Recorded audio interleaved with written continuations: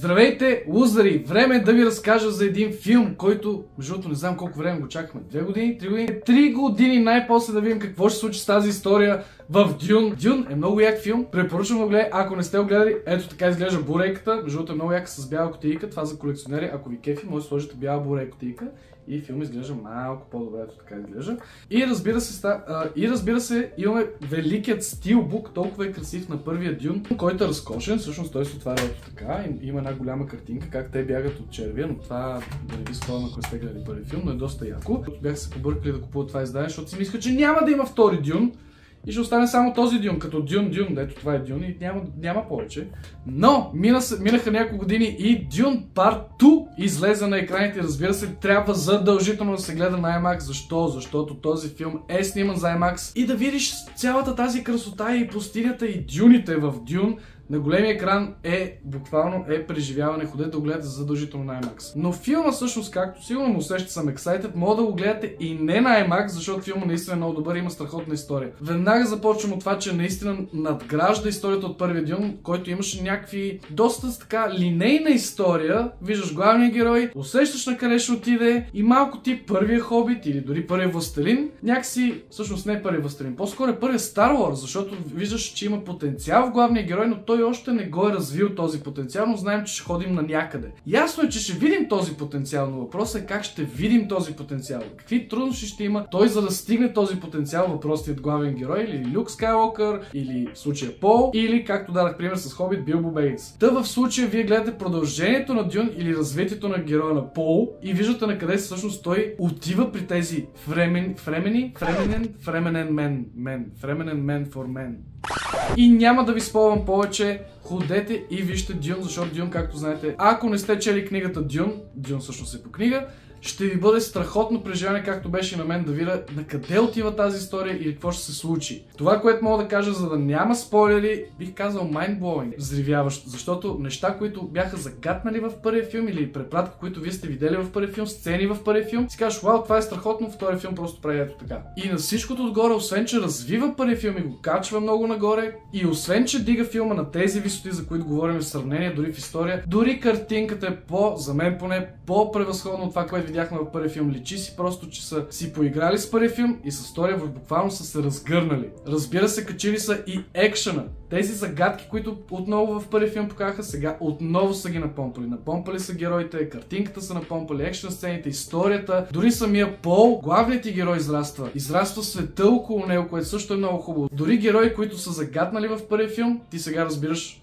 аджеба кои са. И на всичкото отгоре, колкото и да ми се искаше Дюн да е Дюн и Дюн Part 2 и това да е просто филм, да са тези два хубави Дюн филма. Се оказа, че ще бъде даже трилогия. Кой знае, може да направите четвърти филм. Официално Дюн ще има продължение и продължението ще бъде Дюн Месая. Защо не го бяха кръстили Дюн Part 3? Официално Дюн вече ще бъде трилогия. Това, което много ми хареса е, че студията, които в момента бълват контрол върху режисура, върху тематики на филми, върху политиката във филми и се бъркат в работата на сценаристи и така нататък. В първи филм беше един тест да видят дали зрителите са подготвени за такъв тип филм, защото той е малко по-sci-fi, малко по-бавен, отнема малко време да разкаже историята, но феновете оцениха качеството на един хубав филм и ето Дюн Part 2 съществува и буквално след премиерата Дюн Part 3, Дюн Месая бе обявен. Това е пример как, ако наистина филмът ти е хубав и ние феновете отидем да го гледаме и отдадем и оцениме изкуството, което тези хора правят, то ще бъде възвърнато. И освен, че ще бъде възвърнато, самият филм наистина надгради първия по начин, по който дори аз не очаквах с едни обрати, които буквално промениха историята. И то, освен, че промениха и ти разбираш за тези обрати, нямам търпение да видя вече какво ще се случи в третия филм. Обрати, които ще ме държат под напрежение, надявам се да не са още 3 години, но в същия момент мен ми хареса, че чакахме много време. Защо? Защото едно време гледахме филми и чакахме и тръпнахме да дойдат и нямахме търпение най-после да излезат, а не както сега Марвел така всичко ни го слагат по 6 филма на година, 8 сериала и да има, което се оказа голяма грешка и ако не знаете лека вметка, Марвел в момента променят своята бизнес стратегия и както знаете, ако не знаете, ще пуснат само един филм тази година, Дедпул и Wolverine, който между другото има трейлър, който ние с Монтеро направихме трейлър реакция. Ходете да го гледате, ето така изглежда тъмнела. И лузари, само лека вметка ще ви дам, че музиката Ханс Зимер, разбира се, Ханс Зимер, който не направи, щупи своята традиция и не направи саундтрака на Опенхаймер, за да направи саундтрака на Дюн, защото той уважава историята. Ханс Зимер се е разгърнал с цялата му мощ, за да озвучи Дюн и е феноменално. Та, лузари, без спойлери, ето ви кратко ревю, наистина филма е страхотен, ходете да го гледате. И по нашата лузър скала бих му дал 5 ракетки и половина. Защо не са 6? Тази половинка си я взимам, защото бих желал да разбера цялата история, не сегмент от нея. Но това, което ни дараха, гради първия филм и със сигурност си служава тия да го гледа, защото наистина дори някой, който не е гледал Дюн, наистина ще има превъзходно преживяване в киното. Да ходете гледате Дюн Part 2. Жуп, време е за спойлери. Ако не сте гледали филма Dune Part 2 или Dune Part 2 или Dune част 2, не гледайте от тук нататък видеото, защото ще говоря за сцени, които бихте искали да ги гледате в киното. Та, както казах, филм е пълен с изненади и една от тях много ми хареса, защото най-после разбрахме защо аджеба се казва Дюн, защото не е Дюна като Дюна, а е само Дюн, Мадюн. И се оказа, че планета Аракис, където се развива действието на филма, старото име на Аракис е Дюн. Та Мадюн всъщност е моята Аракис. Или моята планета. Един от обратите и всъщност character development или развитието на героите, които много ми харесаха, е, че всъщност Джесика, майката на Пол, стана свещена майка, Holy Mother. Тя изпи едно сокче, степче, един син Aftershock, Борнас, което сокче всъщност е от тези пустинни черви и големи, които между другото приличат на око, на зеница. И изпивайки това сокче, степче, Aftershotче, синьо на цвят, тя някак се едно вече провидя, почна да вижда буквално. И всъщност тя стана свещена майка на пустинните хора, което беше много интересно, защото да видиш някой, който в първия филм тя беше от Бена Дженет, така да речем от джедаите в Дюн, и сега всъщност тя придоби още повече сила. Кое ще бъде интересно на къде ще отиде тази сила, защото Пол във филма имаше видение, където той каза милиарди ще измрат и един субект на жена и се каза, че това е майка му, та може би... И освен, че това, което може би ще стане с майка му, се оказа нещо наистина голям брат вече. Оказа се, че Джесика, майката на Пол, е дъщеря на барона! Дето барона, лошия, тя му е дъщеря. What the? Кой знае, че той е дядо на Пол? What? Много искам да разбера какво ще се случи точно с тази сторилиния, защо, как по дяволите се е случило това нещо. Защото тя каза, че не знае произхода си и тя го разбрала наскоро, явно като пиеш сок, че и разбираш някакви неща. И между другото наистина е така, защото в една сцена, когато след като и Пол пие от сокчето, когато надъхваше пустините хора, той каза, ти мечтаеш да ти случи ери какво си и си направил ери какво си и тайничко правиш ери какво си и ти скъв.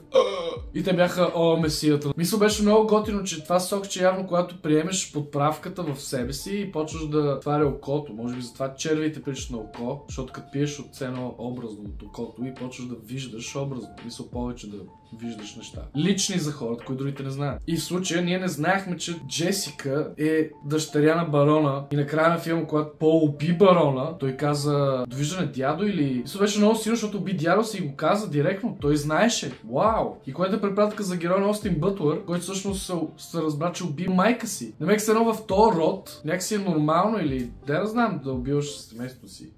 И говоряки за Остин Бътлър, между другото Бътлър прави страхотна роля. Не гледахме Елвис, а Остин Бътлър буквално се превъплати в племенника на барона и беше страхотен. Наистина го беше изял с парцалите този злодей и противник на Пол. Та Остин Бътлър, браво, беше страхотен. Още един път. Един от обратите всъщност, което много ме заинтригува, защото ясно, че Зендай и Пол ще се съберат, което и видяхме, е, че всъщност към края на филма тя се отрече от нея. Когато Пол вече беше пил от сокчето и беше станал по-могъщ и владеше народа и им говореше и беше много... Когато е най-силен, тя се едно видя, че той е опиянен от това и се опита да изманипулира, да се ожени с дъщерята на императора. И някак се едно я обиди допълнително, но тя винаги беше против тази илюзия или може би истина, че той е месията. Беше много интересна връзка, че всъщност когато той беше най-силен или изглеждаше най-силен, Зендая си тръгна от него. Което е нещо, което бих искал да видя нататъка, защото жените в Дюн специално са много сестрално развити. От една страна, тези плешивите лошите, които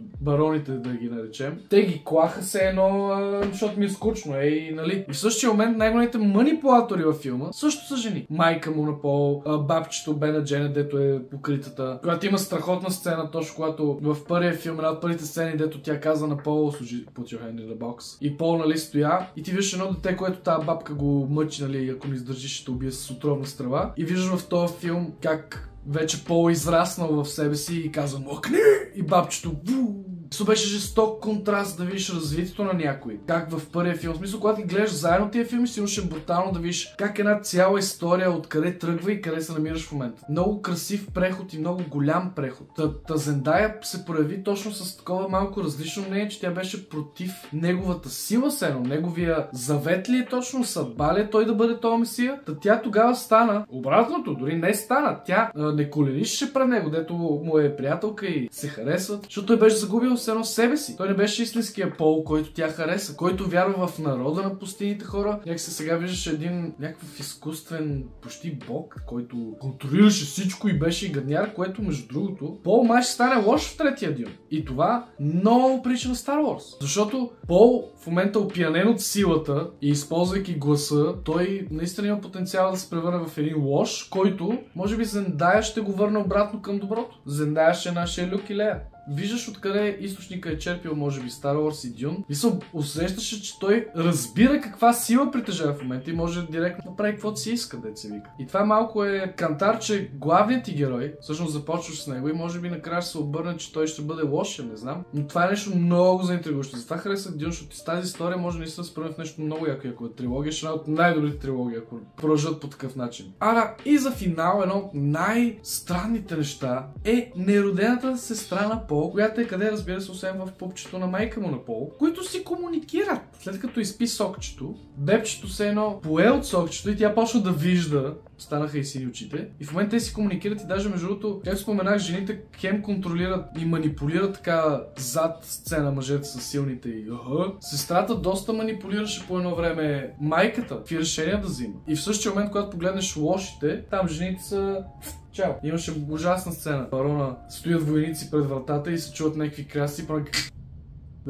Не. Беше много интересно това с сестрата, защото тя комуникира с майка си и в същия момент бях чувал, че Ана Тейлър-Джой ще има някъде, но героя бил в тайна. Ана Тейлър-Джой всъщност ще е сестрата на Пол. Което е малко странно, защото знаейки, че сестрата на Пол я играе Ана Тейлър-Джой, така че тя надали е подписала договор за една сцена и най-вероятно ще се роди. Така че за бъдеще силно знаем, че поне сестрата на Пол ще я видим пак.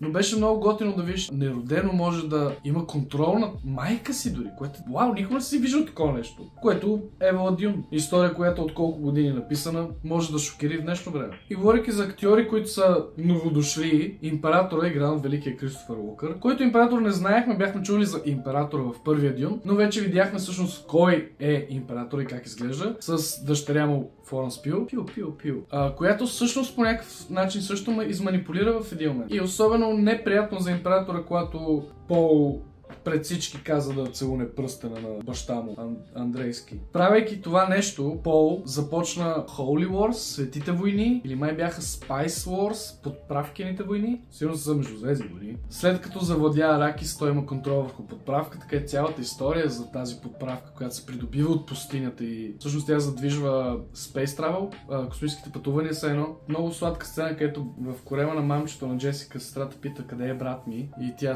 каза, той започна Светите войни или той атакува галактика или вселената и беше такова вау, в смисъл, защото аз реших, че филмът, нали, ще е много хубави два филма Дюн, защото битката в финала на втория Кърти. То се казва, че те първа нови войни, които трябва да видим, но историята на Аракис може би е приключила. А те първа има да се разграничат тази вселена, защото наистина ние в света на Дюн за два филма сме видяли Аракис, на Пол планетата, откъдето е дошъл, и на лошите планети. И те първо трябва да виждаме съвсем нови планети, надявам се, в този свят на Дюн. Та ще е хубаво да видим на къде ще ни отдаде пътешествието на Пол Андрейски и неговите свещени подправчени войни. Та така, лузари, чакани съвсем нова галактика, която да експлорваме, дано не я направят малко тип Марвел, където да ги пускат по 7 сериала и 6 филма на година. Доста ще е трудно да изчакам още 3 години за новия филм, но дано през тези 3 години се направят както Парт 2, филм, който да си заслужава, в случая вече знаем Дюн, Месая.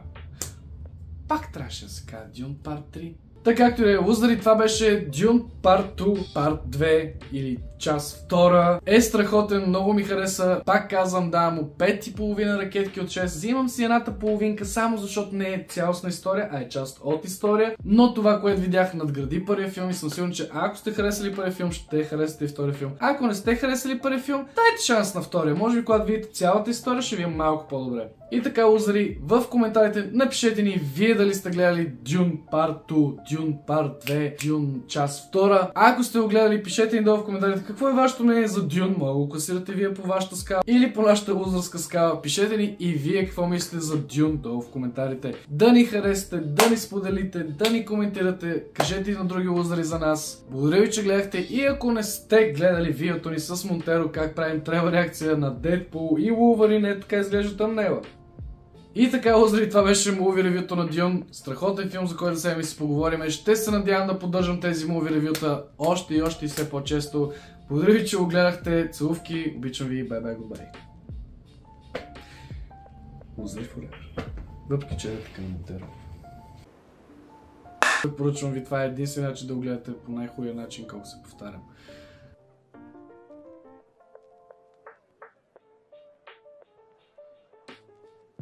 Но нищо, да не успееш да го монтираш хубаво, защото вече се изморих и не знам какво плямпам.